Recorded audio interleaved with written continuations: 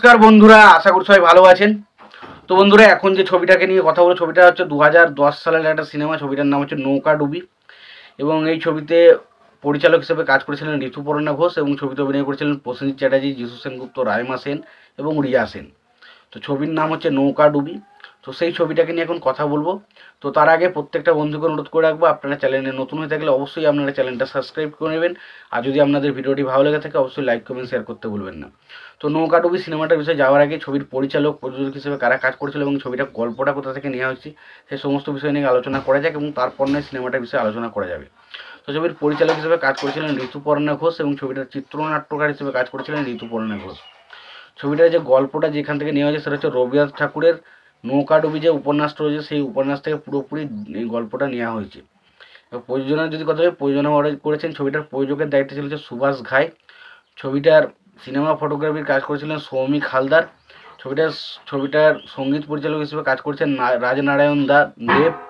এবং ছবিটার run time হচ্ছে 126 মিনিটের মতো। ছবিটায় অভিনয় করেছেন প্রসেনজিৎ চ্যাটার্জি, যিশু সেনগুপ্ত, তারপরে ধরুন রাইমা সেন, রিয়া সেন, লাবণী সরকার সহ আরও অনেকে। তো ছবির গল্পটা আমরা যদি দেখি, এখানে আমরা প্রসেনজিতের ক্যারেক্টারে যেটা দেখতে পাই সেটার নাম হচ্ছে নালিনাক্ষ, এবং যিশু সেনগুপ্তের ক্যারেক্টারের নাম হচ্ছে রমেশ, এবং রাইমার নাম হচ্ছে হেমামালিনী, এবং অবশ্যই রিয়া সেন যে ক্যারেক্টারটা প্লে করেছে তার নাম কি সুশীলা এবং কমলা, দুটো ক্যারেক্টার সে প্লে করেছে।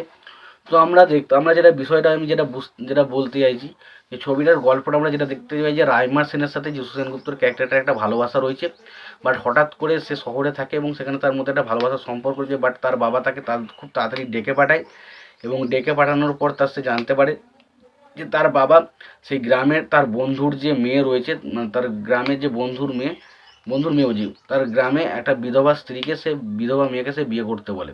প্রথম দিকে যিশু সেনগুপ্তর ক্যারেক্টারটা সেই মেয়েটাকে বিবাহ করতে রাজি না থাকলেও পরবর্তী সময়ে সেই মেয়েটার বিবাহের যে আর্তনাদ বা তার যে কষ্টের কথাটা জানতে পেরে যিশু সেনগুপ্ত তাকে বিবাহ করতে রাজি হয় এবং তার পরবর্তী সময় বিবাহ করে। এবং তারপর আমরা যেটা দেখতে পাই যে তারা বিবাহ করে যখন একটা নৌকা করে যখন ফিরছিল, সেই সময় নৌকাটা জলে একটা বিশাল ঝড় আসে এবং তার ফলে নৌকাটা ডুবে যায়, এবং সেই সময় নৌকায় থাকা সমস্ত মানুষজনই আস্তে আস্তে মারা যায়। বাট শুধুমাত্র যিশু সেনগুপ্ত এবং একটা একটা বিধবা মহিলা বেঁচে যায়, এবং সেই বিধবা মহিলাকে সে তার নিজের বউ ভেবে সেখানে বাড়িতে নিয়ে আসে। এবং পরবর্তী সময় জানা যায় যে সেই মহিলাটা আসলে তার বউ নয়, এটা হচ্ছে নলিনাক্ষ বলে একজন রয়েছে তার বউ।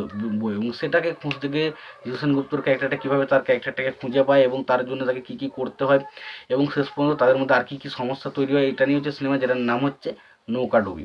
এবং নৌকাডুবি ছবির মধ্যে যে আমি যদি প্রথমত বলি, ছবির মধ্যে পারফরমেন্স যারা ছিল, পারফর্মার তো প্রত্যেকে ভালো ছিল। রাইমা সেন থেকে শুরু করে যিশু সেনগুপ্ত, প্রসেনজিৎ চ্যাটার্জি, প্রত্যেকে যারা যেটুকু ক্যারেক্টার পেয়েছে তারা তাদের জায়গায় বেশ ভালো কাজ করেছে। ছবিতে সিনেমা ফটোগ্রাফির কাজ খুব ভালো ছিল, ছবিতে সাউন্ড ডিজাইন খুব ভালো, ছবিতে যেভাবে ছবির মধ্যে যে বিষয়গুলোকে ইমোশনাল জায়গাগুলোকে দেখানো হয়েছে সেগুলো দেখতে খুব ভালো লাগে। তো ওভারঅল আমি এটুকুই বলবো, সিনেমাটা কিন্তু বেশ ভালো একটা এন্টারটেন করার মতো সিনেমা। তবে সিনেমাটা যদি আপনি এন্টারটেন করা বুঝি, ভালো একটা সিনেমা, তবে সত্যি কথা বলতে গেলে এটা কোনো এন্টারটেন করার মতো সিনেমা, এটা একটা গল্প ভিত্তিক বা উপন্যাস ভিত্তিক যেহেতু সিনেমা, তাই উপন্যাসটাকে ভিত্তি করে কিন্তু সিনেমাটাকে পুরোপুরি ফোকাস করা হয়েছে, এর বাইরে কিন্তু কিছু করা হয়নি। তোমরা যদি সিনেমাটা দেখতে চাও অবশ্যই দেখতে পারো। সিনেমাটা দেখে থাকলে তোমাদের সিনেমাটা কেমন লাগছে জানিও। তোমাদের যদি ভিডিওটি ভালো লেগে থাকে লাইক কমেন্ট শেয়ার করে দিও। চ্যানেলটা নতুন হয়ে থাকলে অবশ্যই তোমরা চ্যানেলটা সাবস্ক্রাইব করে নিও, পাশে বেল আইকনটা অবশ্যই প্রেস করে দিও। ভালো থেকো, সুস্থ থেকো, দেখাচ্ছে পরে।